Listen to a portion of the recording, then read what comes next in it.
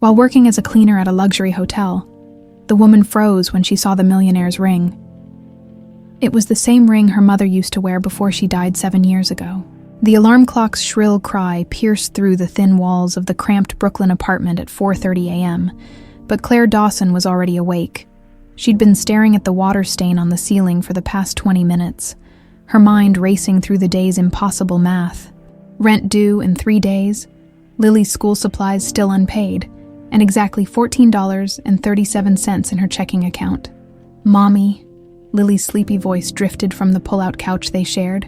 At 8 years old, her daughter had learned not to complain about their circumstances, which somehow made Claire's heart ache even more. "Go back to sleep, baby," Claire whispered, pressing a gentle kiss to Lily's forehead. "Mommy's just getting ready for work." The morning routine was choreographed by necessity. Shower in 3 minutes flat, instant coffee that tasted like cardboard, and a granola bar split in half. One piece for now, one for lunch. Claire studied her reflection in the cracked bathroom mirror, seeing her mother's eyes staring back at her. Even at 30, the resemblance to Rose Dawson was unmistakable, though Claire's face carried lines that her mother never had the chance to develop. "Tell me about the prince again," Lily had whispered just last week during one of their bedtime stories. Claire had smiled, repeating the fairy tale her mother had told her countless times.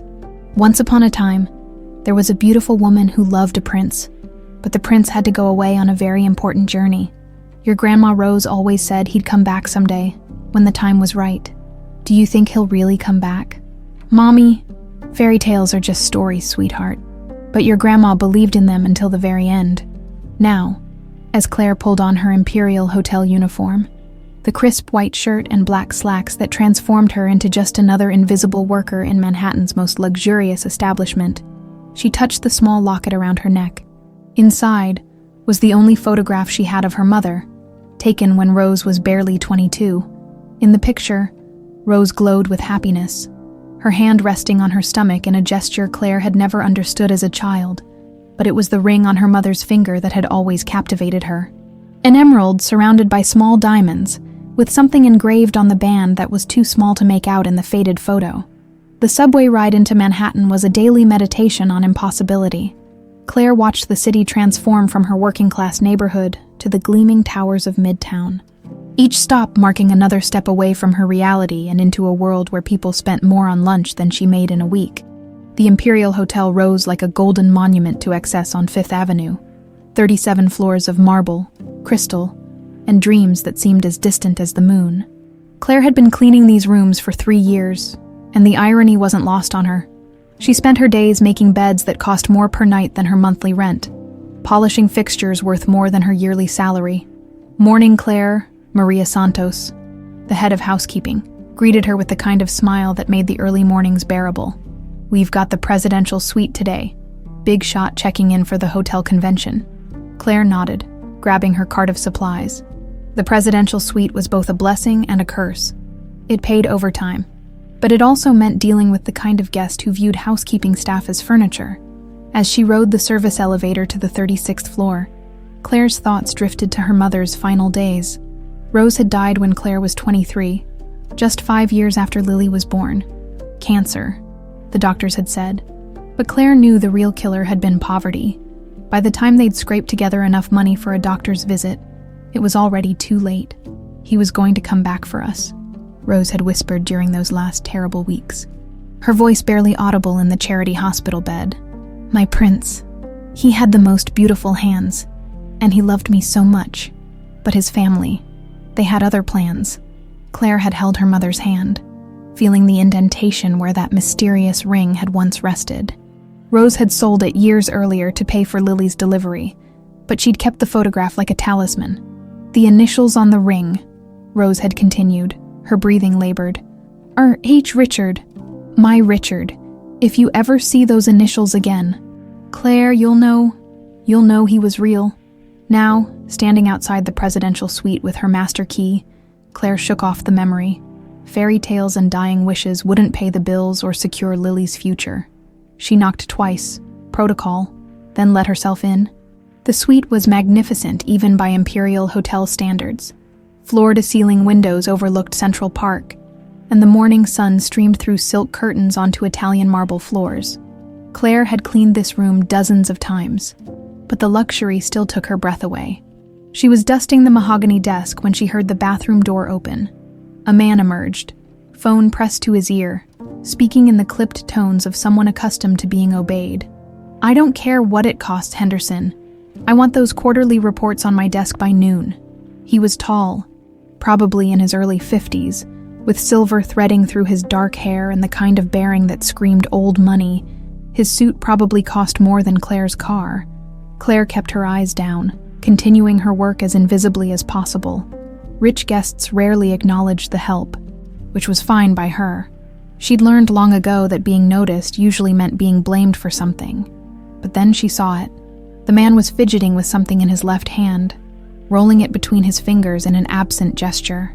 The morning sunlight caught the object, sending green fire dancing across the wall. Claire's duster froze in her hand.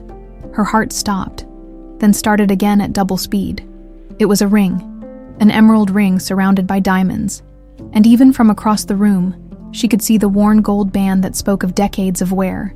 The same ring from her mother's photograph, the same ring that had haunted her dreams. She whispered, the initials falling from her lips like a prayer. The man looked up sharply. "Excuse me." Claire's hands trembled as she reached into her pocket, pulling out the locket that never left her neck. Her fingers fumbled with the clasp, years of careful handling making the motion automatic even as her world tilted on its axis. "The ring," she said, her voice barely audible.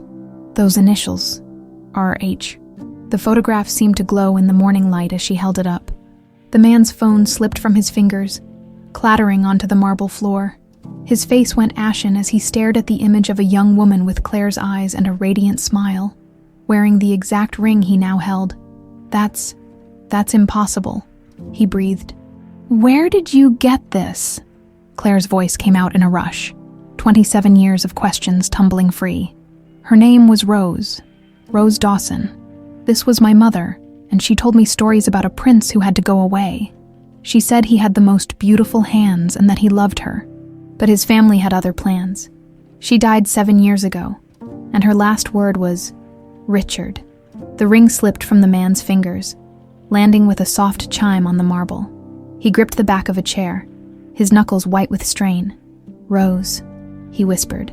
And in that single word, Claire heard the echo of every fairy tale her mother had ever told her. "My God, Rose." The silence stretched between them like a canyon, filled only by the distant hum of Manhattan traffic 36 floors below. Richard Hale. Because that's who he had to be. Claire realized with a jolt that left her breathless, stared at the photograph as if it held the secrets of the universe. "This can't be real," he murmured, his voice cracking like a teenager's. The confident businessman who'd been barking orders moments before had vanished, replaced by someone who looked like he'd seen a ghost. "Rose died. She disappeared. I looked for her. God help me. I looked everywhere." Claire's hands shook as she clutched the photograph. 27 years of wondering, of half-formed dreams about a father who existed only in her mother's stories, crystallized into this moment. "You're him. You're really him. Richard Hale," he said automatically, then seemed to realize the absurdity of introducing himself to his own daughter. His daughter. The words didn't seem real, even in her own mind. "She kept your initials," Claire whispered, stepping closer despite every instinct screaming at her to run. "On the back of the ring in the photo, RH. She never told me what they stood for, but she never forgot, never stopped believing you'd come back." Richard's face crumpled. He sank into the nearest chair, a piece of furniture that probably cost more than Claire's annual salary, and buried his face in his hands. "I was 21, young and stupid and so goddamn scared of my father that I couldn't see past my own nose. When he threatened to cut me off, to destroy her family's business, I thought I was protecting her. Protecting her." The words came out sharper than Claire intended, years of anger finally finding their target. "You left her pregnant and alone. She worked 3 jobs just to keep us afloat. She cleaned office buildings at night while I slept in daycare centers.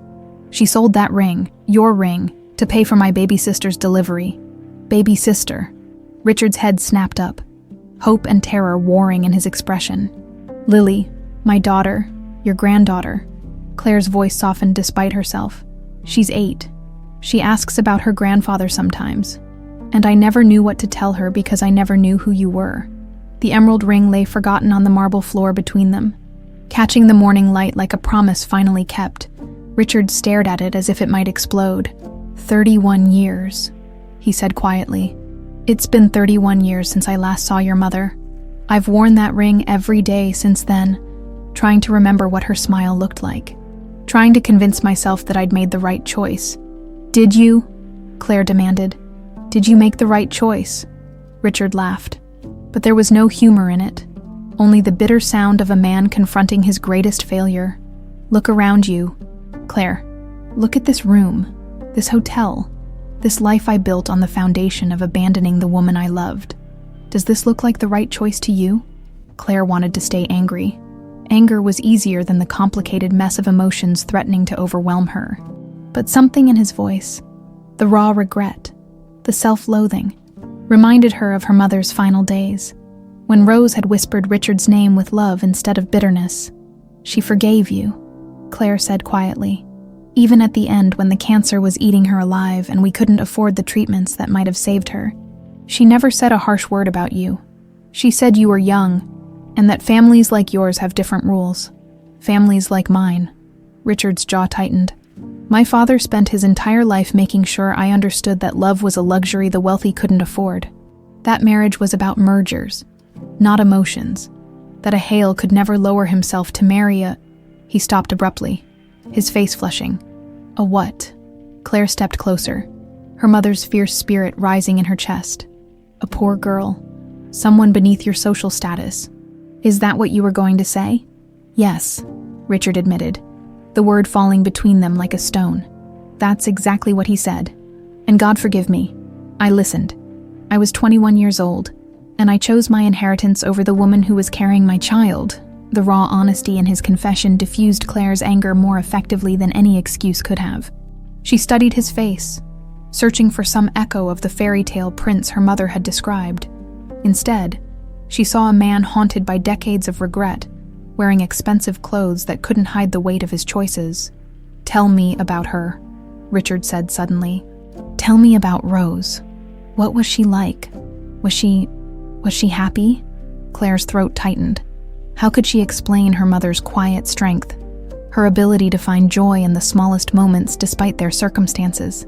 She was beautiful, not just on the outside, though she never lost that, but inside. She had this way of making our tiny apartment feel like a palace. She'd sing while she cooked dinner, even when dinner was just ramen noodles and whatever vegetables were on sale. She always loved to sing, Richard said softly. "I used to sneak her into jazz clubs in the village. She had this voice, like honey and moonlight. She sang to me when I was little, lullabies in a language I didn't recognize. French," Richard said with a sad smile. "Her grandmother was from Quebec. Rose was studying to be a translator before." He trailed off, unable to finish the sentence. "Before you broke her heart and she had to drop out of college to work 3 jobs," Claire finished for him. The words hung in the air like an accusation. Richard flinched but didn't defend himself. "How did she die?" Claire's composure finally cracked. "Cervical cancer. By the time we caught it, it had spread everywhere. The doctor said if we'd found it earlier, if she'd been able to afford regular checkups." She wiped her eyes with the back of her hand, angry at herself for crying in front of this stranger who was somehow her father. "The treatments were experimental, not covered by insurance. I worked doubles at 3 different restaurants, sold everything we owned, but it wasn't enough. She died in a charity ward, holding my hand and talking about you, about how handsome you were, how gentle, how she hoped you'd found happiness." Richard's breath came in short, sharp gasps. "I killed her. As surely as if I'd put a gun to her head. I killed her." "No," Claire said firmly, surprising herself. "The system killed her. Poverty killed her. Your cowardice might have contributed, but she made her own choices. She chose to keep me, chose to love me, chose to build a life without you. She was stronger than both of us." They stood in silence, 2 strangers connected by blood and tragedy. while Manhattan hummed with oblivious life outside the windows. Finally, Richard bent to retrieve the emerald ring, holding it up to the light. "I bought this for her," he said quietly. "I was planning to propose the night my father found out about us. I've carried it ever since, telling myself it was penance, but really it was just cowardice. I couldn't let go because letting go would mean admitting she was really gone." "She's not gone," Claire said, thinking of Lily's eyes, so much like Rose's. "Part of her lives on, in me, in my daughter, in the stories she told and the love she gave." Richard looked at her with something that might have been hope. "Your daughter, Lily. Would it be possible to meet her?" The request should have terrified Claire. This man was still essentially a stranger, despite the DNA they shared, but something in his voice, the desperate longing of a man who'd lost 30 years, reminded her of her own father-shaped hole. "I don't know," she said honestly. "This is all happening so fast. Yesterday you were just initials on a ring. Today you're—" She gestured helplessly. "Your father," Richard finished quietly. "If you'll have me." The coffee shop on Lexington Avenue was a world away from the Imperial Hotel's marble grandeur, but it felt safer somehow. Claire sat across from Richard in a worn leather booth, her hands wrapped around a mug that had seen better days. The past 2 hours felt like a fever dream. One moment she was dusting furniture, the next she was staring into the eyes of the father she'd never known existed.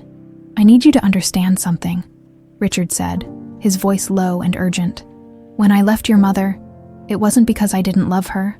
I was terrified, yes, but it was more than that, my father. Edward Hale was a force of nature.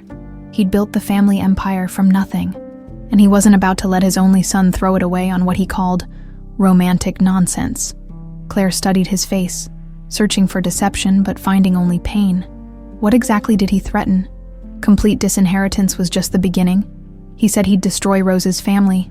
Her father owned a small printing shop in Queens, barely scraping by, but it was all they had. Edward threatened to call in their loans, ruin their credit, make sure they never worked in the city again.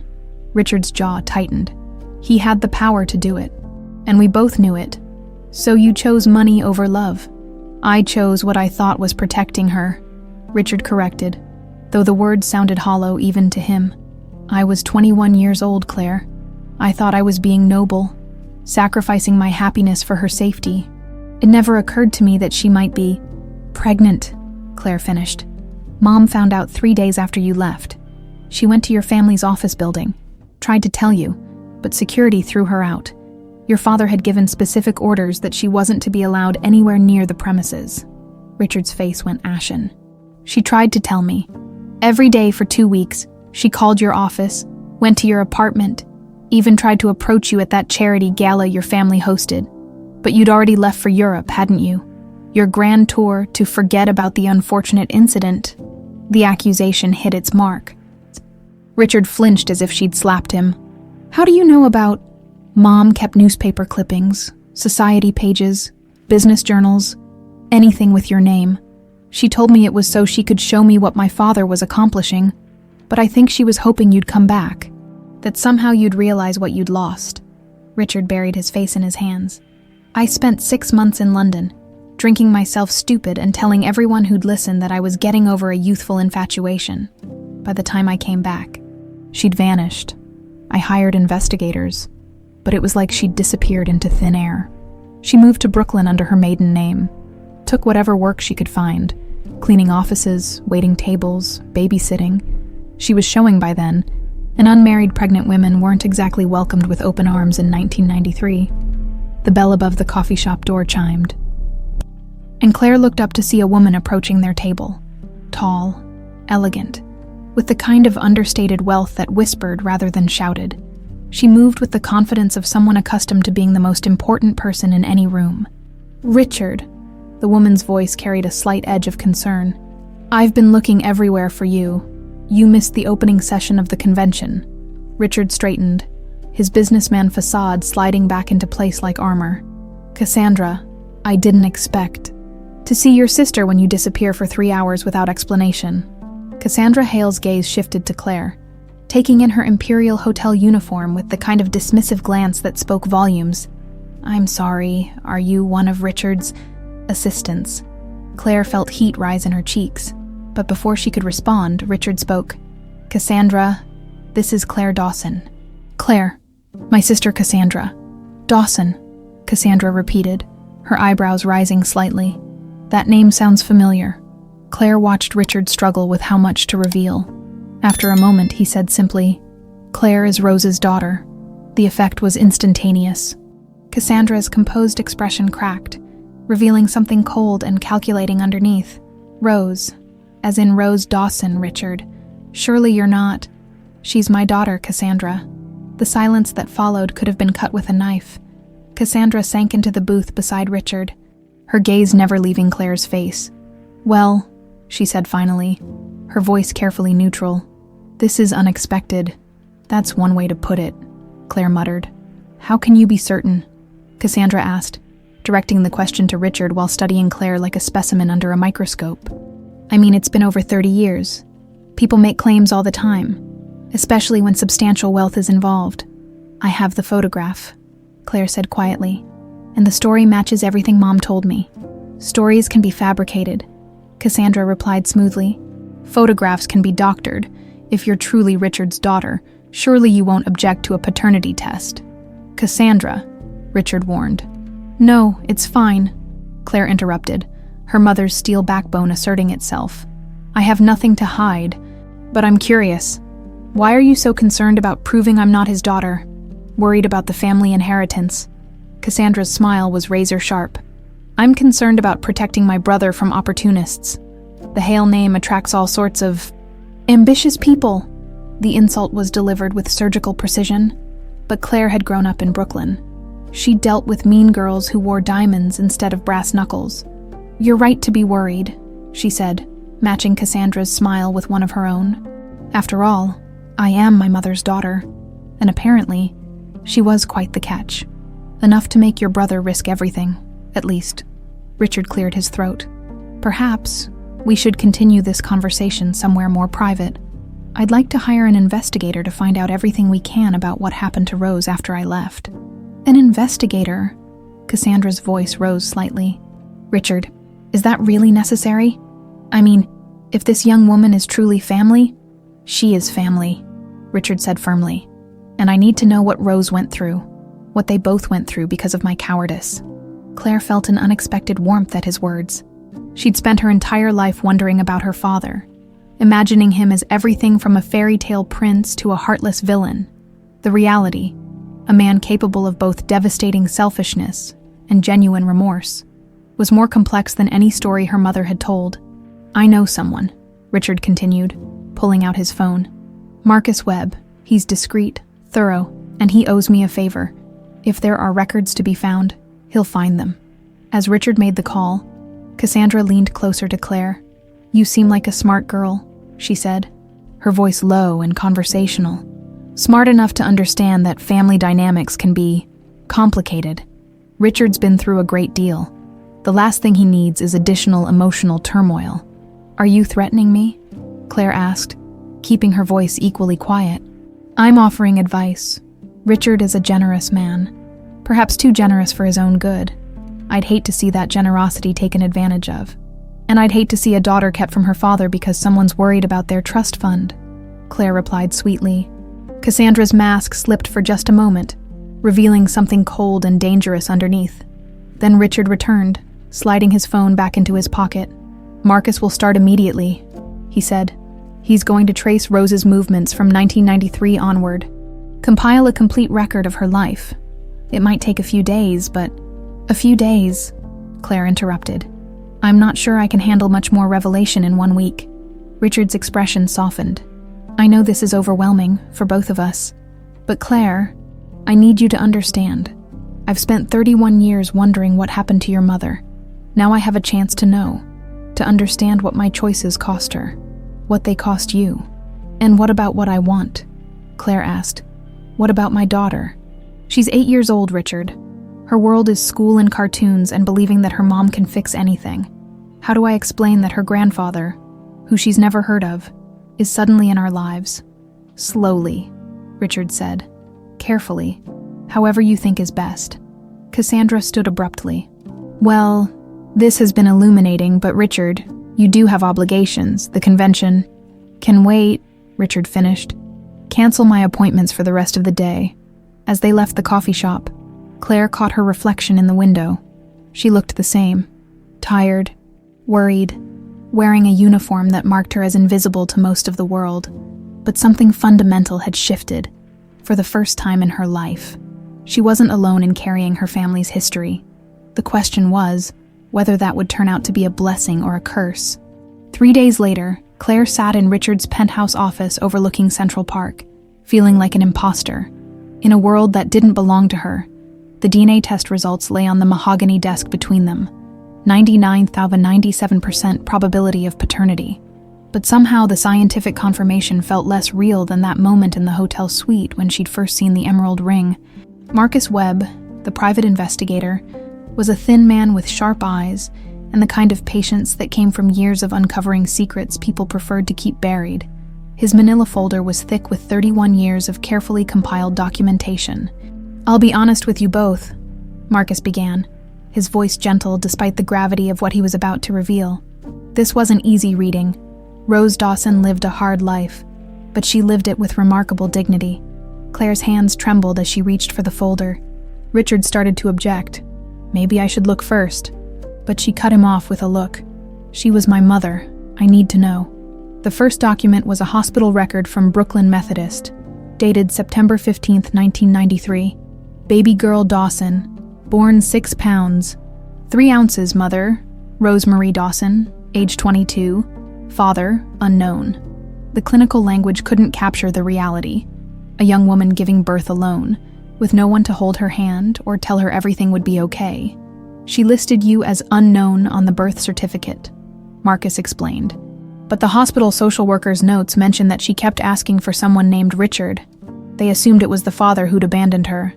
Claire turned the page and found employment records that read like a catalog of desperation.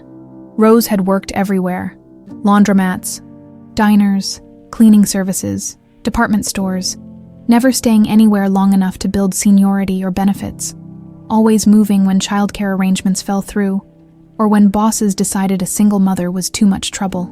She took night shifts whenever possible, Marcus continued.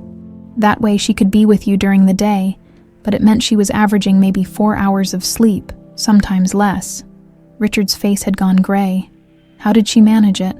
Community support, mostly. There's a beautiful letter here from Mrs. Martinez, her neighbor in that first apartment. She talks about how Rose would sing lullabies in 3 languages while she cooked dinner, how she made Halloween costumes out of bed sheets and turned cardboard boxes into dollhouses. Claire smiled through her tears. She remembered those dollhouses, remembered thinking they were the most beautiful things in the world. Only now did she understand that her mother had been creating magic out of scraps. She went back to school when Claire was 5, Marcus said, pulling out transcripts from Brooklyn Community College. Straight A's in every class. She was studying to be a medical technician. Good stable work that would have provided insurance, regular hours. "What happened?" Claire asked, though she dreaded the answer. "You got sick, pneumonia, complicated by asthma. The medical bills wiped out her savings, and she had to drop out to work more hours to pay them off." The room was silent, except for the distant sound of traffic far below. Claire stared at the transcript, seeing her mother's dreams spelled out in careful grades: anatomy A+, medical terminology A, chemistry A, all of it sacrificed because her daughter needed medicine. She tried to finish her degree 3 more times, Marcus continued quietly, but something always came up. Emergency room visits, broken down cars, layoffs. She finally gave up when Claire was 13. Claire remembered that year.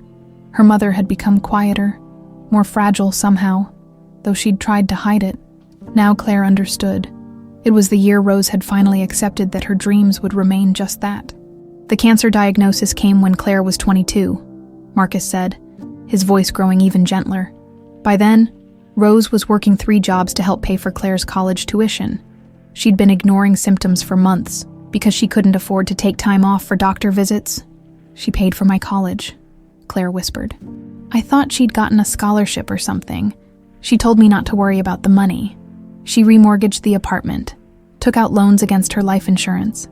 The hospital records show she delayed treatment for 6 weeks because she was trying to finish paying your spring semester fees. Richard made a sound like he'd been punched. She chose Claire's education over her own life. She chose to be the mother she wanted to be, Marcus corrected. But yes, if she'd sought treatment immediately, if she'd had better insurance, regular preventive care, the outcome might have been different. Claire turned to the final section of the folder. Witness statements from the hospital staff during Rose's last days. The nurses remembered her as the patient who never complained, who always thanked them for the smallest kindness. They remembered how she'd asked them to sing with her when the pain got too bad, how she'd made them promise to tell Claire stories about her childhood if she didn't make it. But it was the chaplain's report that broke Claire's heart completely. Patient repeatedly mentioned someone named Richard during her final week. She spoke of him with such love and longing that I initially assumed he was her husband. When I learned he wasn't present, I offered to help locate him, but she refused. He made his choice, she said. But tell Claire. Tell her that her father was a good man who got scared. Tell her that sometimes love isn't enough to overcome fear, but that doesn't make the love less real. Richard was openly weeping now. Years of carefully maintained composure crumbling in the face of Rose's forgiveness. Her last words, he managed. Tell me her last words. Marcus consulted his notes. According to the nurse on duty, she woke up around 3 in the morning, asked for Claire, and when told you were sleeping in the chair beside her bed, she smiled and said, "My beautiful girl, take care of your father when you find him. His heart was always too tender for this world." Then she closed her eyes and said Richard one last time. The silence that followed was deafening. Claire stared at the documents spread across the desk. 31 years of struggle, sacrifice, and love, condensed into manila folders and typed reports. Her mother's entire life reduced to data points and witness statements. "She never stopped loving you," Claire said to Richard, her voice barely audible. "Through everything, the poverty, the loneliness, the cancer. She never stopped believing you were worth loving." Richard lifted his head, his eyes red-rimmed but determined. "I don't deserve her forgiveness. I don't deserve yours. But Claire, I want to try to make this right. I know I can't bring her back, can't undo 31 years of absence, but I want to try." "How?" Claire asked. "How do you make right a lifetime of wrong choices?" "By being the father I should have been from the beginning. By being the grandfather Lily deserves. By honoring your mother's memory, instead of just wallowing in guilt about it." Claire looked at him, really looked, and saw not the fairy tale prince her mother had described, but something more real and ultimately more valuable. A man capable of genuine remorse, and perhaps, just perhaps, genuine change. "She would have wanted me to give you a chance," Claire said finally. "Mom always believed in second chances, even when people didn't deserve them. Especially then," Richard said with the ghost of a smile. "That was always her way, wasn't it? To see the best in people even when they couldn't see it themselves." Claire nodded, thinking of all the times Rose had defended absent fathers at school events, had given spare change to homeless men who reminded her of someone she'd once loved, had taught her daughter that forgiveness wasn't about forgetting. It was about choosing hope over bitterness. "I want to meet Lily," Richard said quietly. "When you're ready. When you think she's ready. I want to be the grandfather Rose would have wanted her to have, for the first time since that morning in the hotel suite." Claire felt something that might have been hope. It was fragile, tentative, built on the foundation of shared grief rather than shared joy, but it was real. "Okay," she said, "but we do this slowly, carefully. Lily's been through enough upheaval in her short life." "Whatever you think is best," Richard agreed. "I've waited 31 years to meet my family. I can wait a little longer to do it right." The Central Park Zoo had been Lily's choice, and Claire couldn't help but smile at the irony. After days of agonizing over how to introduce her daughter to the grandfather she'd never known existed, it was 8-year-old logic that cut through all the complexity. "If he's really nice, Mom, the penguins will like him. Penguins are good judges of character." Now, watching Richard crouch beside the penguin exhibit, while Lily explained the difference between emperor and Adelie penguins with the serious intensity only children possessed, Claire felt her carefully constructed walls beginning to crack. He looked nothing like the cold businessman who'd terrified her in the hotel suite a week ago. Instead, he reminded her of the fairy tale prince her mother had described. gentle, attentive, completely captivated by the little girl who was explaining penguin mating rituals with scientific precision. "And that one there is Gertrude," Lily said, pointing to a particularly plump penguin. "She's the boss of everybody, kind of like Mrs.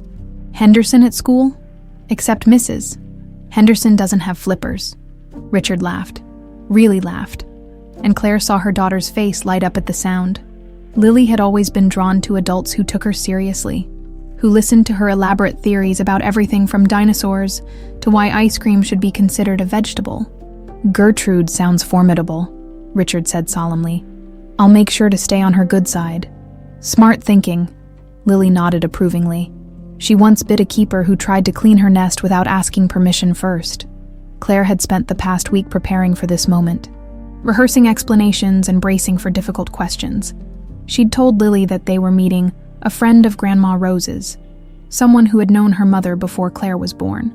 It wasn't exactly a lie, but it wasn't the whole truth either.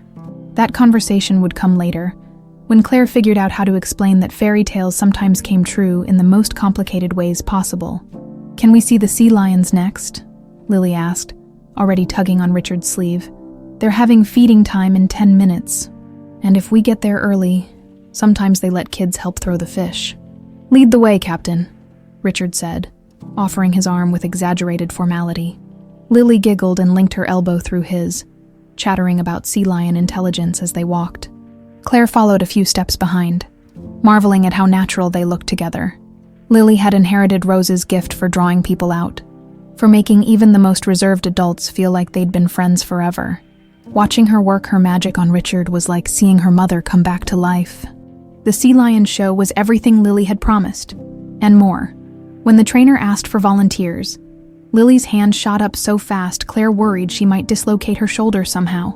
Claire suspected Richard's substantial donation to the zoo's conservation fund might have influenced the decision.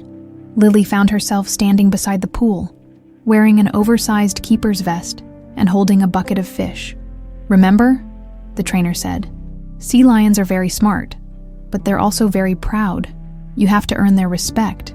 Lily nodded seriously and turned to the largest sea lion, a massive bull named Bruno who was eyeing her with skeptical intelligence. "Hello, Bruno," she said politely. "I'm Lily. I promise I won't throw the fish too hard, and I won't laugh if you miss one, okay?" Bruno barked once, whether in agreement or amusement Claire couldn't tell, and positioned himself perfectly to catch the first fish. The crowd applauded as Lily beamed with pride, but Claire only had eyes for Richard's face. He was watching Lily with such pure, uncomplicated joy that it took her breath away. This was what her mother had seen in him all those years ago, not the wealth or the status, but this capacity for wonder, for being completely present in a moment of simple happiness. After the show, they found a quiet bench near the Alice in Wonderland statue. Lily had convinced Richard to buy her a stuffed penguin from the gift shop, for scientific research purposes, she'd explained solemnly, and was now introducing it to Claire with elaborate ceremony. "Mom, this is Professor Wadsworth," Lily announced. "He's going to live with us and help me study penguin behavior. Richard said he thinks Professor Wadsworth looks very distinguished." "Richard has excellent taste in academic penguins," Claire agreed. Catching Richard's eye over Lily's head, they shared a smile that felt almost like family. "Can Richard come have dinner with us?" Lily asked suddenly. "I want to show him my rock collection, and Mom makes really good spaghetti. Well, it comes from a jar, but she puts extra cheese on it." Claire's heart lurched. She'd been dreading this moment, the inevitable question that would force her to decide how much reality an 8-year-old could handle. "Sweetheart, Richard probably has important business." "Actually," Richard interrupted gently, "I'd love to see your rock collection, if it's okay with your mom, of course." Lily turned to Claire with pleading eyes. "Please, Mom, I promise I'll clean my room first, and I won't ask him about boring grown-up stuff like taxes or insurance." Claire looked at Richard, seeing her own uncertainty reflected in his expression. This was moving fast. Too fast, maybe. But Lily was looking at her with such hope, and Richard seemed so genuinely eager to be included in their small, ordinary life. "Okay," she said finally, "but just dinner. And you have to promise to let Richard escape if you start showing him every single rock in your collection." "I only have 47 rocks." Lily protested. That's not that many, and 3 of them might be fossils, which makes them scientifically important. The subway ride back to Brooklyn was an adventure in itself. Claire watched Richard navigate the crowded train with the careful attention of someone accustomed to private cars and first-class everything. Lily, oblivious to any social awkwardness, peppered him with questions about his work, his favorite foods, and whether he'd ever seen a real dinosaur bone. I haven't seen any dinosaur bones, Richard admitted, but I did once meet a paleontologist who let me hold a trilobite fossil. A real trilobite. Lily's eyes went wide. How old was it? About 450 million years old. Wow. That's almost as old as Mom, Claire groaned, while Richard and Lily dissolved into giggles. She was beginning to understand why her mother had fallen so hard for this man. Beneath the expensive suits and corporate armor, he was still the young man who'd once been charmed by Rose's laugh. Their apartment looked smaller with Richard in it. Not smaller in a bad way, but smaller in the way that made Claire acutely aware of the second-hand furniture, the patched walls, the careful economy that shaped every corner of their lives. If Richard noticed the contrast between his penthouse and their humble home, he didn't show it. Instead, he admired Lily's artwork on the refrigerator, listened attentively to the provenance of each rock in her collection, and ate jarred spaghetti sauce with the enthusiasm of a man dining at a 5-star restaurant. "This is really good," he said, and Claire could tell he meant it. "It's been a long time since I've had a home-cooked meal." "Don't you have a cook?"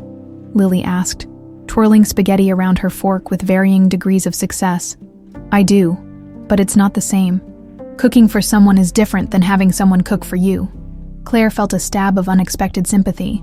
For all his wealth, Richard seemed genuinely lonely, a man who'd traded love for success and was just beginning to understand what that bargain had cost him. As evening settled over Brooklyn, Lily fought against bedtime with the determination of a small general defending a hopeless position. "But Richard hasn't seen my telescope yet," she protested, "and I wanted to show him how Venus looks through it." "Venus will still be there tomorrow," Claire said firmly. "Say goodnight." Lily threw her arms around Richard with the unself-conscious affection of childhood. "Will you come back soon?" she asked. "I want to show you my library books about marine mammals." "I'd like that very much," Richard said, his voice thick with emotion. "Thank you for letting me meet Professor Wadsworth, and for sharing your rock collection." "You're welcome. You're much nicer than I thought rich people were supposed to be." After Lily was tucked into bed, Claire and Richard sat on her small balcony, sharing a bottle of wine she'd been saving for a special occasion. The Brooklyn skyline spread out before them, less glamorous than Manhattan, but more real somehow. "She's extraordinary," Richard said quietly. "So much like Rose, but with her own spirit too." "She's the best thing that ever happened to me," Claire replied. "Some days I look at her and wonder how I got so lucky." "Rose would be so proud," Richard said, "of both of you." They sat in comfortable silence, two people slowly learning to navigate the complicated territory of being family. In the distance, Lily's voice drifted from her bedroom as she read to Professor Wadsworth, her words carrying on the night air like a promise of better days ahead. The Hale Industries boardroom had never felt more like a battlefield. Claire sat at the far end of the polished mahogany table, acutely aware that her Target jeans and discount store blouse marked her as an intruder in this temple of corporate power. Around her, executives in $1,000 suits discussed quarterly projections and market strategies, with the casual confidence of people who'd never worried about rent money. Richard had insisted she attend the monthly board meeting, claiming he wanted her to understand the family business. But Claire suspected the real reason was simpler. He was trying to make a statement. After 3 weeks of quiet dinners and zoo visits, he was ready to introduce her to his world properly. Cassandra sat directly across from her, immaculate in a navy Chanel suit that probably cost more than Claire's annual salary. She'd been polite enough during the meeting, asking Claire about her background and expressing interest in Lily's education. But there was something predatory in her smile, like a cat playing with a mouse before the kill. "So, Claire," Cassandra said, as the meeting wound down and executives began filing out. "Richard tells me you're still working at the Imperial Hotel. How admirable. I imagine it must be difficult, juggling work and motherhood." "We manage," Claire replied carefully. She'd learned to be wary of conversations that started with compliments from Cassandra. "Of course you do. Single mothers are remarkably resourceful." Cassandra's tone was warm, but her eyes remained cold. "Though I imagine having Richard's support makes things easier. Financial support, I mean." Claire felt heat rise in her cheeks. "Richard hasn't given me any money." "Really? How independent of you. Though I suppose that might change now that the DNA results are official." Cassandra gathered her papers with practiced efficiency. Family obligations and all that. The implication hung in the air like smoke. Before Claire could respond, Richard appeared at her elbow, his face tight with barely controlled anger. "Cassandra, could I speak with you privately?" "Of course, dear brother." "Claire, it was lovely chatting with you. Give my regards to little Lily." Claire watched them retreat to Richard's office, noting how Cassandra's posture shifted from predator to concerned sister. The moment they were out of earshot, through the glass walls, she could see them engaged in what looked like an intense discussion. Cassandra gesturing emphatically while Richard's jaw grew progressively tighter. 20 minutes later, Richard emerged looking like he'd aged a decade. "I'm sorry about that," he said, not quite meeting Claire's eyes. "Cassandra can be protective." "Protective of what?" Claire asked. "The family fortune, the company reputation, or just her position as your closest relative?" Richard's silence was answer enough.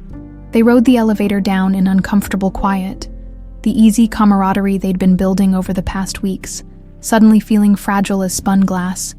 It was Lily who broke the tension that evening, as she often did with her 8-year-old's gift for cutting straight to the heart of adult complications. They were walking through Prospect Park after dinner when she suddenly stopped and looked up at Richard with serious eyes. "Are you really my grandfather?" she asked. Claire's heart stopped.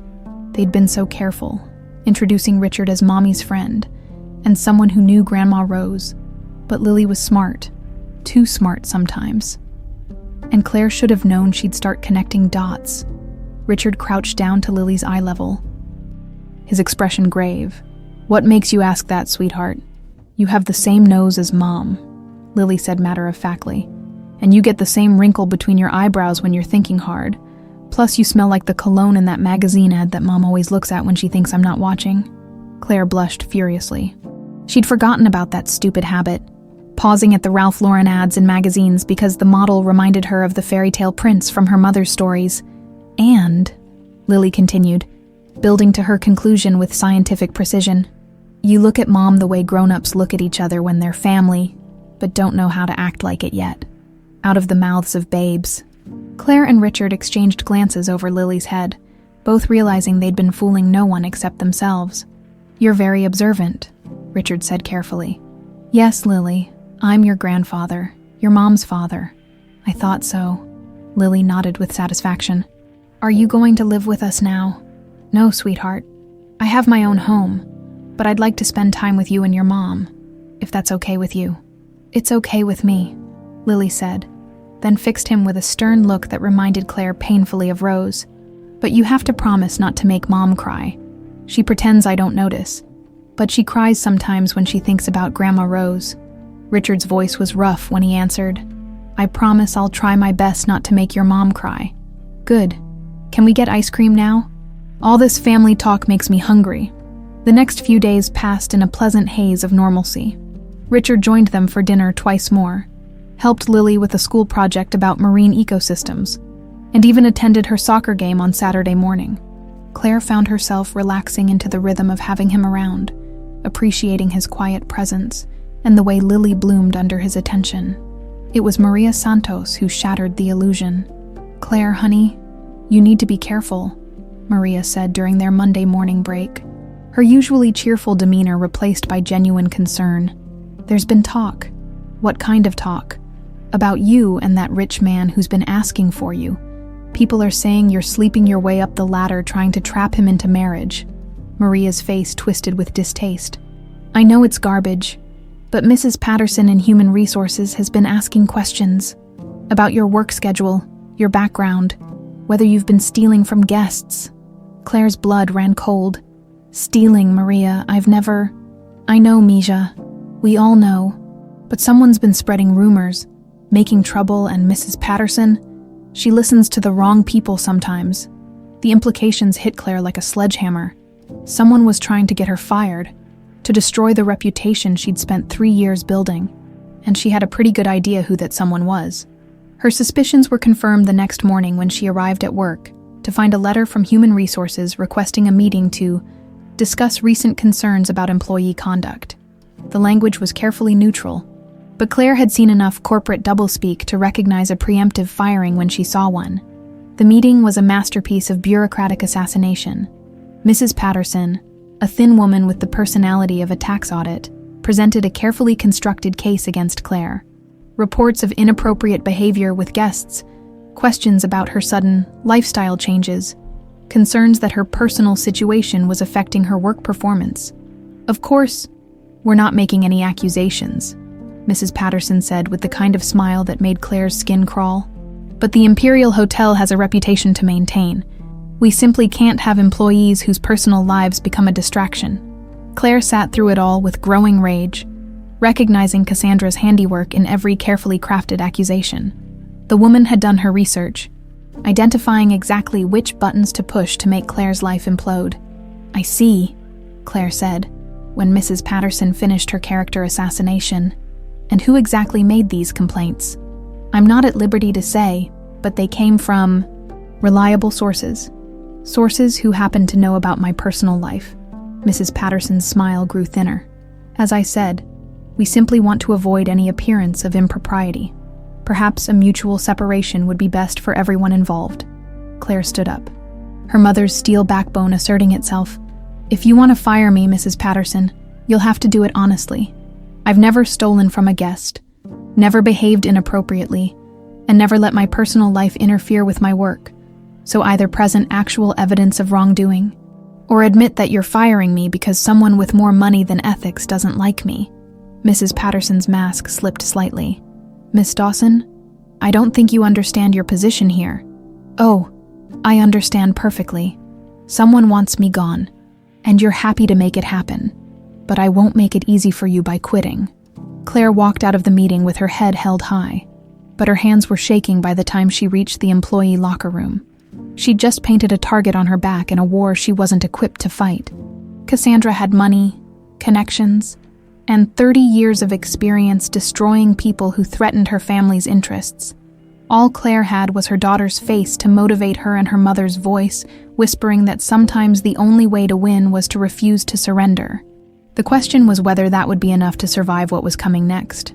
The phone call came at 3:47 p.m. on a Tuesday that had started like any other. Claire was folding laundry in their small apartment when her cell phone rang with a number she didn't recognize. Claire Dawson. The voice was unfamiliar, male, with an accent she couldn't place. "Yes, you need to listen very carefully. We have your daughter." The basket of clean clothes tumbled from Claire's hands, scattering across the floor like her suddenly shattered world. "What? That's impossible. Lily's at school." "Check with the school," the voice interrupted calmly. "You'll find that Lily Dawson was picked up at 2:30 p.m. by her aunt for a family emergency. Very convincing woman. Had all the right paperwork." Claire's legs gave out. She sank to the floor among the scattered laundry, her phone clutched in trembling hands. "Please, I don't understand. What do you want?" "Simple. You disappear. Tonight. Leave New York. Leave the East Coast. And never contact the Hale family again. Do this, and your daughter will be returned unharmed within 24 hours. I can't. Richard Hale will never see or hear from you again. That's the deal. You have until midnight to get out of the city. We'll be watching to make sure you comply." The line went dead. Claire stared at the phone for a moment that felt like eternity, her mind refusing to process what she'd just heard. Then training kicked in. Not the kind that came from corporate seminars or employee handbooks, but the street-smart survival instincts her mother had passed down from years of navigating a world that didn't care about poor single mothers. She called PS 234 first, her hands shaking so badly she could barely dial. "Oh yes, Miss Dawson," the secretary said cheerfully. "Lily left with your sister around 2:30. She seemed so excited about the family emergency. Said something about meeting her grandfather. I hope everything's okay." Claire hung up without responding. Her sister? She didn't have a sister. but someone had walked into Lily's school with forged paperwork and a convincing story, and her daughter was gone. The next call was to Richard, but it went straight to voicemail. She tried his office, his home, even the hotel where this nightmare had started. No one had seen him since morning. Panic clawed at her throat, but Claire forced herself to think. Whoever had taken Lily was professional. They'd known exactly when to strike, exactly what story would get them past school security, exactly how to disappear without a trace. This wasn't random. This was surgical. And there was only one person with both the motive and resources to orchestrate something this elaborate. Claire grabbed her keys and ran. The Hale Industries building was a monument to corporate power, all glass and steel reaching toward the sky like a middle finger aimed at the poor. Claire had never felt more out of place as she burst through the lobby doors, still wearing the ratty sweatshirt she'd been folding laundry in. "I need to see Cassandra Hale," she told the receptionist, fighting to keep her voice steady. "Do you have an appointment? Tell her Claire Dawson is here. Tell her it's about family business." The receptionist made a call, spoke in hushed tones, then looked up with surprise. "She'll see you. 37th floor, corner office." The elevator ride felt like descending into hell. Claire's reflection in the polished steel doors showed a woman on the edge of collapse. Wild hair, tear-streaked face, eyes that had seen too much in too short a time. Cassandra's office was a shrine to corporate achievement. Awards, plaques, and photographs of her with various political and business luminaries covered every surface. She sat behind a desk the size of Claire's entire living room, looking perfectly composed in a white silk blouse that probably cost more than most people's rent. "Claire," she said with genuine-seeming concern, "you look terrible. Is everything all right? Where is she?" Claire's voice came out as a growl. "I'm sorry. My daughter." "Where is Lily?" Cassandra's expression shifted to confusion, so perfectly performed it would have won an Oscar. "Your daughter. I don't understand. Has something happened?" Claire wanted to launch herself across that massive desk to shake the truth out of this woman who sat there lying with such practiced ease. Instead, she pulled out her phone and played the voicemail she'd saved from the kidnapper. Cassandra listened with growing horror, or at least, what looked like growing horror. "My God, Claire, this is terrible. Have you called the police?" "The police?" Claire laughed bitterly. "And tell them what? That someone with enough money and connections to forge school documents kidnapped my daughter to make me disappear. They'll think I'm crazy." "You think I did this?" Cassandra's voice rose with what sounded like genuine outrage. "Claire, I may not approve of your sudden appearance in Richard's life, but I would never hurt a child. Never. Then help me find her. Of course, whatever you need." Cassandra reached for her phone. "I'll call Richard immediately. We'll get our security people involved. Hire the best investigators." "No," Claire held up a hand. "No investigators. No security people. These people said they'd be watching. If they think I'm not following their instructions..." She couldn't finish the sentence. The thought of what might happen to Lily if she made the wrong move was paralyzing. Cassandra leaned back in her chair, studying Claire with an expression that might have been pity. "So what will you do?" "I don't know." The admission felt like swallowing glass. "They want me to disappear, to leave New York forever. But if I do that, how do I know they'll really let her go? How do I know they won't just dispose of the evidence?" "You don't," Cassandra said quietly. "That's the hell of it, isn't it? You're completely powerless." The words hit Claire like physical blows. Powerless. That's exactly what she was. A single mother with no money, no connections, no resources to fight people who could make children disappear in broad daylight. "There might be another way," Cassandra said after a long moment. Claire looked up hopefully. "What?" "These people, whoever they are, they want you gone because you're a threat.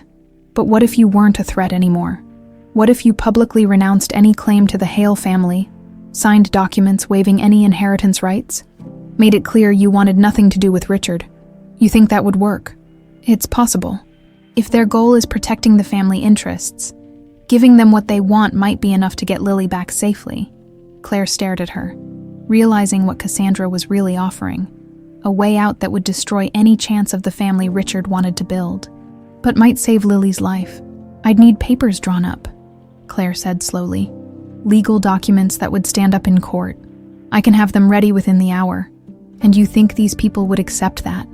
Would trust that I wouldn't change my mind later. Cassandra's smile was sad and knowing. And Claire, once you sign those papers, once you walk away from all of this, do you really think Richard will ever forgive you?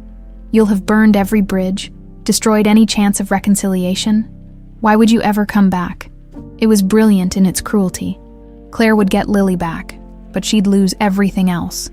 Richard, the family she'd just found, the fairy tale ending her mother had always believed in. She'd be right back where she started, except now she'd know exactly what she'd given up. How long do I have to decide? The kidnappers gave you until midnight. I can have the papers ready by 8 p.m. That would give you time to review them, sign them, and get word to whoever's behind this.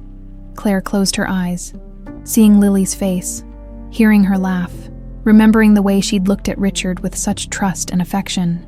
Her daughter was out there somewhere, scared and alone, depending on her mother to save her. "Draw up the papers," Claire said. Cassandra nodded, already reaching for her phone. "I'll call my lawyers immediately.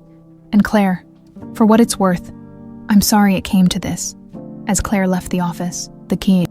She caught her reflection in the elevator doors again. The woman staring back at her looked different now. Older, harder, beaten down by circumstances beyond her control, but alive. And if signing those papers would bring Lily home alive, she'd sign away everything she'd ever wanted without hesitation. Some sacrifices were worth making, even when they broke your heart. Richard burst through the doors of Hale Industries at 9:30 p.m., his usually perfect appearance disheveled from hours of frantic searching. He'd gotten Claire's voicemail about Lily's disappearance while in a client meeting, and the past 6 hours had been a blur of police stations, private investigators, and growing desperation. The building was nearly empty, but light spilled from Cassandra's corner office. He found her at her desk, surrounded by legal documents, looking uncharacteristically frazzled. "Thank God you're here," she said, rising to meet him. "I've been trying to reach you for hours. I was dealing with the police.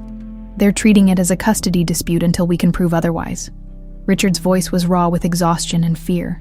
"Any word from the kidnappers?" Cassandra's expression was carefully neutral.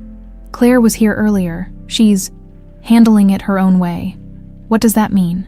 "She's decided to give them what they want, complete separation from our family. She's signed documents renouncing any claim to Hale assets, waiving all inheritance rights for herself and Lily. She's walking away, Richard, forever." Richard stared at his sister as if she'd spoken in a foreign language.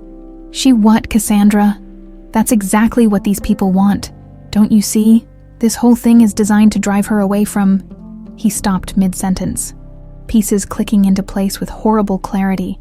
The timing of the kidnapping, the precise demands, the convenient solution that gave Cassandra everything she'd wanted since Claire first appeared. "It was you," he said quietly. "Richard, I don't know what you're—" "It was you." His voice grew stronger, grew more certain. "You orchestrated this whole thing. You had Lily kidnapped." Cassandra's mask didn't slip, but something cold flickered in her eyes. "That's a serious accusation. Do you have any proof?" "I don't need proof. I know you, Cassandra. I've watched you destroy people who threatened your interest for 30 years. But this, kidnapping a child, even for you, this is what, Richard? Necessary? Practical? Yes, it's both of those things." The pretense finally dropped, revealing the calculating woman beneath. "Did you really think I was going to let some gold-digging house cleaner and her bastard child destroy everything our family built?" The casual cruelty in her voice hit Richard like a physical blow. "Lily is 8 years old, she's my granddaughter. She's your niece. She's a liability, a walking reminder of your youthful stupidity that could have cost us millions in inheritance claims. And her mother is a manipulative little schemer who saw dollar signs the moment she spotted your ring. Claire never asked for anything. Claire didn't have to ask. You were ready to hand her the world on a silver platter. A complete stranger shows up with a sob story and a photograph, and suddenly you're playing happy families, talking about changing your will, bringing them into the business." Cassandra's voice rose with long-suppressed fury. "I've spent my entire adult life building this company, protecting this family's interests, and you were ready to throw it all away for what? Guilt over a dead girlfriend?" Richard's hands clenched into fists. "Where is Lily?" "Safe. For now. The men I hired have very specific instructions. No harm comes to the child as long as Claire follows through on her agreement. She signs the papers, disappears quietly, and Lily goes home to Mommy. Everyone wins, except for the fact that you've traumatized a little girl and destroyed any chance I had of having a relationship with my daughter and granddaughter. Oh, Richard? Cassandra's laugh was sharp and bitter. You never had a daughter. You had an obligation you walked away from 31 years ago. Claire Dawson isn't your family. She's your mistake, finally coming back to haunt you. The words hit their target. But instead of shame, Richard felt a cold fury building in his chest. You're right about one thing. I made a terrible mistake 31 years ago, but it wasn't falling in love with Rose. It was listening to you and Father when you convinced me that duty mattered more than love. Duty does matter more than love. That's what separates us from the masses. We understand that personal feelings are a luxury we can't afford. Is that what you tell yourself? That destroying innocent people is just the cost of doing business? Cassandra moved to the window, looking out at the city lights spread below them like a constellation of possibilities. I tell myself that I'm protecting what matters. This company employs 12,000 people across 6 countries.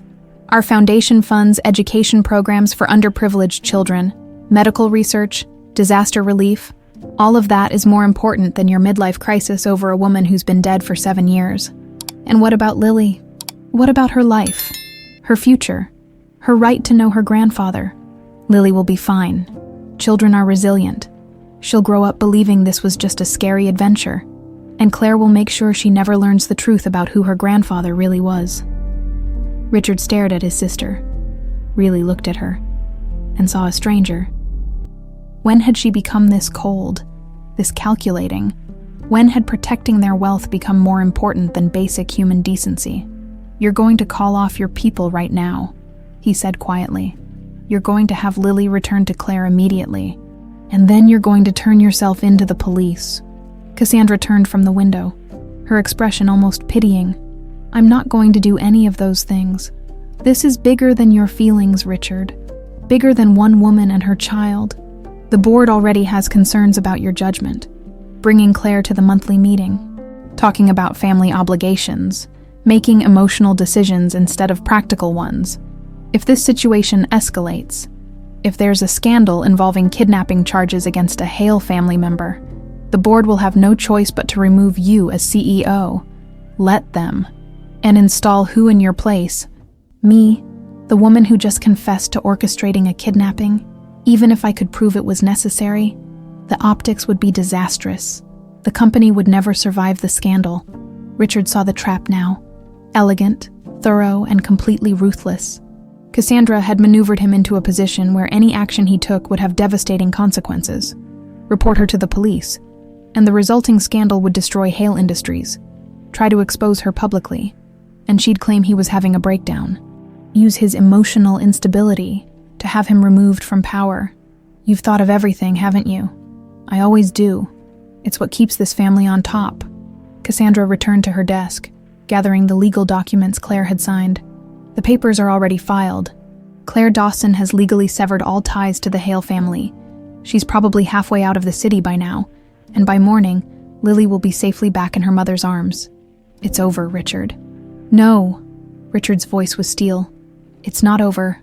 I'll find them. I'll bring them back, and I'll make sure everyone knows exactly what kind of monster you really are. With what proof? I've been very careful, Richard. Everything was handled through intermediaries, offshore accounts, untraceable communications. Even if you could convince someone to investigate, which you can't, without destroying the company, you'd never be able to prove anything. Richard looked at the woman who'd shared his childhood, who'd been his closest advisor and confidant for decades, and felt something break inside his chest. How long have you known? Known what? About Claire? About Rose? How long have you known they existed? Cassandra's smile was answer enough, but she said it anyway. Since the day Rose left New York, I had her followed, made sure she stayed gone, kept track of her and the child just in case they ever became a problem. I knew about Claire's existence before she took her first breath. The revelation hit Richard like a physical blow. 31 years. You've known for 31 years that I had a daughter. And you said nothing. I said nothing because I was protecting you, protecting us. Rose was gone. Claire was just another poor kid in Brooklyn, and there was no reason to complicate your life with unnecessary guilt. Unnecessary guilt. Richard repeated the words, tasting their bitterness. My daughter grew up in poverty while I lived in luxury, and you call it unnecessary guilt. I call it practical management of family resources. Rose made her choice when she decided to keep the baby instead of handling the situation discreetly. I simply made sure her choice didn't become our problem. Richard walked to the door, then turned back for one final look at the woman who'd been pulling his strings for 3 decades. You're right about one thing, Cassandra. This is over, but not the way you think. Richard, if you're planning to do something foolish, I'm planning to do something I should have done 31 years ago. I'm choosing love over duty, family over fortune, and if that destroys everything we've built, then maybe it deserved to be destroyed. He left her standing in her temple of corporate power, surrounded by the documents that legally erased his family from existence. But legal documents couldn't erase love, and they couldn't stop a man who'd finally learned the difference between being rich and being wealthy. The real wealth was waiting for him somewhere in the night. A scared little girl and her mother, running from demons that wore expensive suits and called themselves family. The warehouse in Queens smelled of rust and forgotten dreams. Claire sat in a metal folding chair, her wrists zip-tied behind her back, staring at the concrete floor while her captors argued in hushed tones by the loading dock. They'd grabbed her outside her apartment building at 11:30 p.m., just as she was about to leave the city forever with the signed documents that would have bought Lily's freedom. Change of plans, the leader had said, the same voice from the phone call that had shattered her world. Boss wants to tie up loose ends more permanently. Claire had known then that she'd been played. The documents, the legal separation, the promise of Lily's safe return. All of it had been theater. Cassandra had never intended to let them go. Dead people told no tales, and missing persons cases went cold all the time in a city like New York. The warehouse door burst open with a crash that echoed through the cavernous space. Richard appeared in the doorway, flanked by 6 NYPD officers and Detective Maria Santos, not the housekeeper from the hotel, but her cousin, as it turned out, who'd been quietly building a case against the Hale family's more questionable business practices for the past 2 years. NYPD, nobody move. The kidnappers scrambled for weapons, but they were outgunned and surrounded. Within minutes, it was over. 4 men in handcuffs, their leader already confessing in hopes of a plea deal. Richard ran to Claire, his hands shaking as he cut her restraints. Are you hurt? Did they?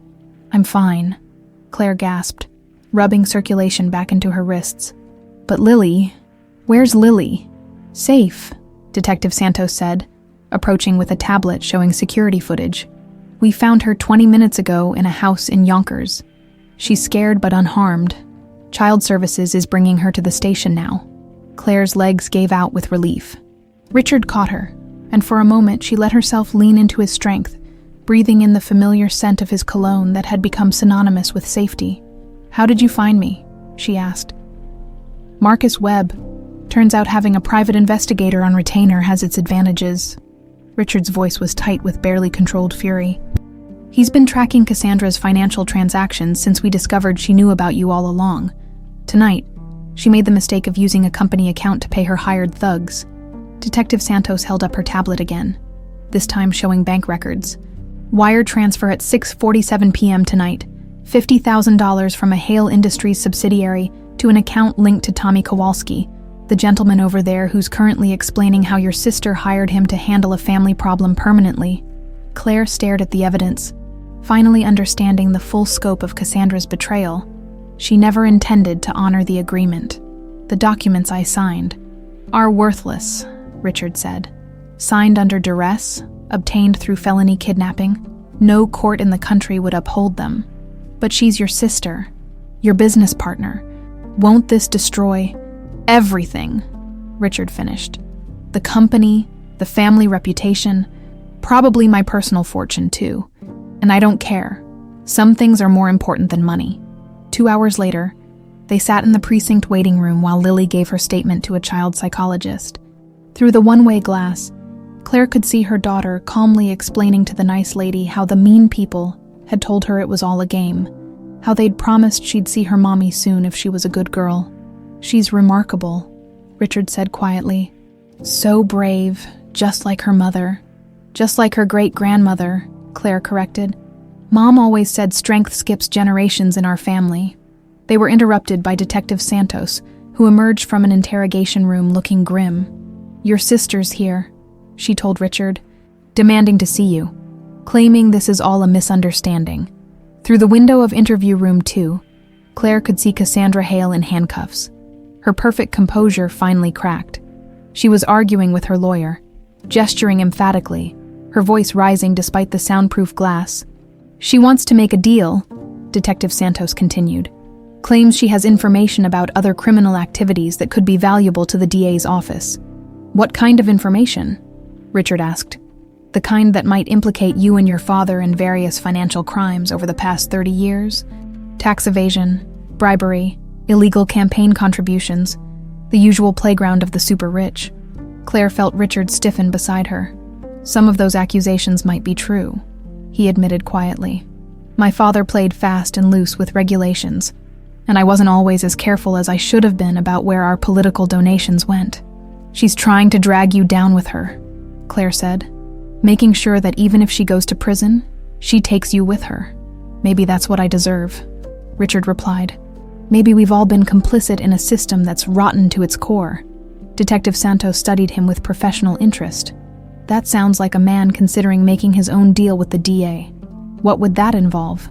"Full cooperation with our investigation into Hale Industries' business practices, complete financial disclosure, testimony against your sister and anyone else involved in criminal activities. In exchange, immunity from prosecution for past crimes and witness protection for you and your family during the trial." Claire's head spun. "Witness protection, Richard, that's necessary," he said firmly. "Cassandra has connections everywhere. Judges, politicians, business leaders who've benefited from Hale money over the years. If I testify against her, if I expose the full extent of what we've been doing, there will be people who want me silenced permanently. So what are you saying? That we have to go into hiding, change our names, live like fugitives? I'm saying we have to choose between living as fugitives from justice or living as fugitives from the truth. At least this way. We're on the right side." The door to interview room 2 opened, and Cassandra emerged in handcuffs, flanked by 2 officers. She caught sight of Richard through the window and pressed against the glass. Her composed mask finally shattered. "Richard," her voice was muffled but audible, "you don't understand what you're doing. The company, our family legacy, everything Father built will be destroyed."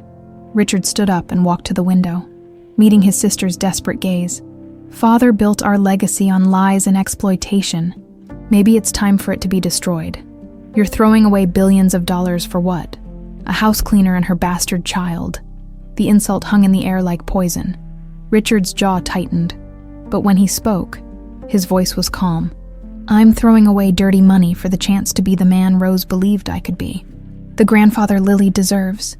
The father Claire needed 31 years ago." Cassandra's face contorted with rage. "You'll regret this, Richard, when you're living in some government safe house, when you have nothing left but your precious conscience. You'll remember what you gave up." "I'll remember what I chose," Richard corrected. "For the first time in my life, I'm choosing love over money, family over fortune. It's the best decision I've ever made." As the officers led Cassandra away, she turned back one final time. "I know things about you, Richard, things that could destroy more than just your business. If you testify against me, I'll make sure everyone knows about the accidents, the cover-ups, the people who disappeared when they threatened Hale interests." Richard went pale, but his voice remained steady. "Then I guess we'll both have to live with the consequences of our choices." After Cassandra was gone, Detective Santos returned with a thick folder. "This is just the beginning," she warned. "If you're serious about cooperation, it's going to be a long road. Years of investigations, trials, appeals. Your old life will be completely over." Richard looked at Claire, then at Lily, who was finally emerging from her interview room clutching a stuffed bear the psychologist had given her. "My old life was built on other people's suffering. I'm ready for a new one." Lily ran to them, throwing her arms around both Claire and Richard in a 3-way hug that felt like the promise of better days ahead. "Can we go home now?" she asked, I want to show Professor Wadsworth that I'm safe. Claire laughed despite everything. Yes, sweetheart. We can go home. As they walked out of the police station into the pre-dawn darkness, Claire realized that home might not be the little apartment in Brooklyn anymore. Home might be wherever the three of them ended up. Whatever names they carried. Whatever new life they built from the ashes of the old one. For the first time since this nightmare began, that felt like something worth fighting for. 2 years later, the small bookstore cafe in Portland, Oregon, was nothing like the marble palaces of Manhattan, but it felt like home, in a way that Richard's penthouse never had. Claire wiped down the espresso machine behind the counter, watching through the front window as 10-year-old Lily taught a group of younger children about marine biology in the reading corner. Her daughter had adapted to their new life with the resilience of youth, though she still occasionally asked when they could visit the penguins at Central Park Zoo again. "Story time's almost over," called Sarah Chen, their business partner, and the closest thing Claire had to a best friend in their new life. "Your grandfather's running late with the afternoon supply run." Claire smiled at the casual way Sarah referred to Richard as Lily's grandfather, in Portland. They were the Dawson family. Claire, her daughter Lily, and Richard Dawson, the quietly spoken man who'd invested his remaining legitimate assets in a small bookstore, and seemed to find more joy in reading to children than he'd ever found in corporate boardrooms. The Federal Witness Protection Program had given them new identities, but they'd chosen to keep variations of their real names. Claire was still Claire, Lily was still Lily, and Richard had legally become Richard Dawson, taking Rose's surname as both tribute and penance. The irony wasn't lost on any of them that he'd finally taken her name, just 40 years too late. The bell above the door chimed, and Richard entered carrying bags of organic coffee beans and the local newspaper. At 54, he looked younger than he had in his corporate days, though silver now dominated his hair, and laugh lines had replaced the stress wrinkles around his eyes. "Sorry I'm late," he said, kissing Claire's cheek in the casual gesture of affection they'd developed over the past 2 years. Traffic on Burnside was backed up, and I stopped to get this. He held up the newspaper, folded to the business section. The headline read, "Hale Industries files for bankruptcy following fraud convictions." Claire scanned the article quickly. Cassandra had been sentenced to 15 years in federal prison for kidnapping, fraud, and racketeering. The company Richard's grandfather had built from nothing was being dismantled piece by piece, its assets sold to pay fines and restitution to the victims of 3 decades of corporate crime. "Any regrets?" Claire asked, studying Richard's face for signs of the grief she sometimes glimpsed when he thought no one was looking. "Only that it took me so long to find the courage to do the right thing," he replied, "though I suppose I needed you and Lily to show me what really mattered." From the reading corner came the sound of children applauding as Lily finished her impromptu lesson on whale migration patterns. She bounced over to them, her face flushed with excitement. "Grandpa Richard, I told them about the humpback whales we saw in Oregon, and Tommy Chen wants to know if we can do a field trip to the aquarium next month for his birthday party. I think that can be arranged," Richard said, ruffling her hair. "Did you finish your homework?" "Yes, and I practiced piano for 30 minutes, and I helped Mrs. Rodriguez with her English lesson." Lily's days were busy but happy. School, music lessons, volunteer work with elderly immigrants, and endless reading in their little bookstore. As evening approached and they closed the shop, the 3 of them walked the 6 blocks to their modest house on a tree-lined street, where neighbors actually knew each other's names. It was a world away from the anonymous luxury of Manhattan, but it was theirs in a way that Richard's penthouse never could have been. After dinner, spaghetti with sauce from a jar, just the way Lily liked it. They drove to Mount Tabor Park for their weekly ritual. The small rose garden at the summit wasn't much compared to the grand memorials money could buy, but it was where they came to talk to Rose. Richard had commissioned a small bench with a bronze plaque that read simply, "Rose Marie Dawson, 1971-1998. Beloved mother, dreamer, believer in second chances." Claire had wanted to add, "beloved daughter," to her father's description. But Richard had insisted that Rose's legacy lived in the love she'd given, not the love she'd been denied. "Tell Grandma Rose about school," Richard prompted gently, and Lily launched into an animated account of her day, addressing the empty air as if her grandmother could hear every word. Claire and Richard had agreed early on that Lily should know about Rose, should understand that her grandmother had been real and wonderful, and had loved her before she was even born. And Mom's coffee shop is doing really well, Lily continued her report. We sold out of the lavender scones again today, and Mr. Peterson said our book club is the best thing that's happened to the neighborhood in years. It was true. The bookstore had become an unexpected community hub, hosting reading groups, author events, and children's programs.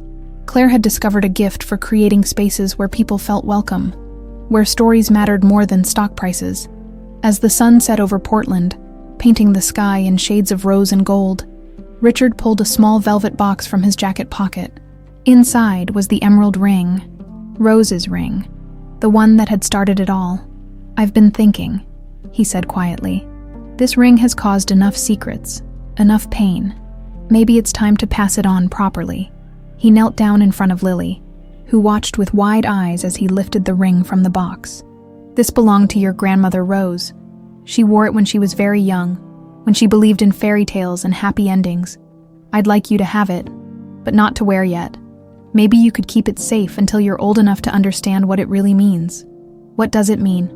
Lily asked, her voice hushed with the solemnity of the moment. It means that love is real, even when it seems impossible. It means that sometimes good people make terrible mistakes, but forgiveness can heal almost anything. And it means that the most important treasures aren't the ones you can buy. They're the ones you choose to protect and cherish. Claire watched through tears as Richard slipped the ring onto a delicate gold chain and fastened it around Lily's neck. The emerald glowed against her granddaughter's skin like a promise finally kept. I won't lose it, Lily promised solemnly. I'll take care of it until I'm old enough to give it to my own daughter someday. I know you will, Richard said, standing and wrapping both his girls in his arms. Your grandmother would be so proud of the woman you're becoming, both of you. They stood there as darkness fell over the city, three people who'd found each other across decades of pain and loss. They weren't the fairy tale family Rose had dreamed of all those years ago. They were something better.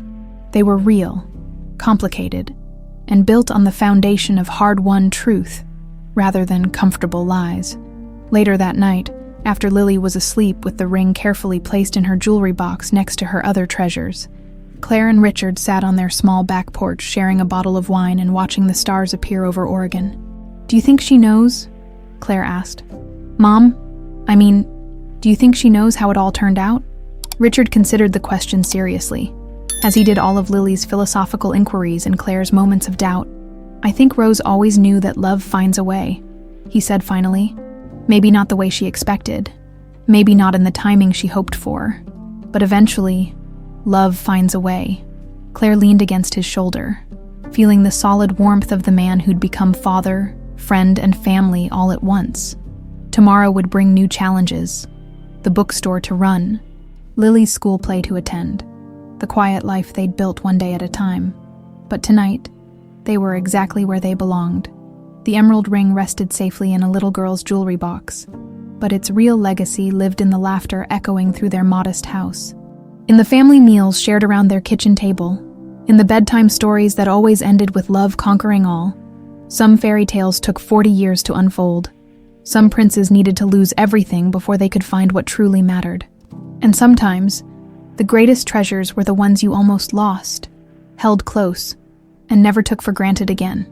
In the distance, a church bell chimed midnight, marking the end of another day in their new life. Claire smiled, thinking of her mother's favorite saying, "Every ending is just a new beginning in disguise." This was their new beginning. This was their happy ending. This was home,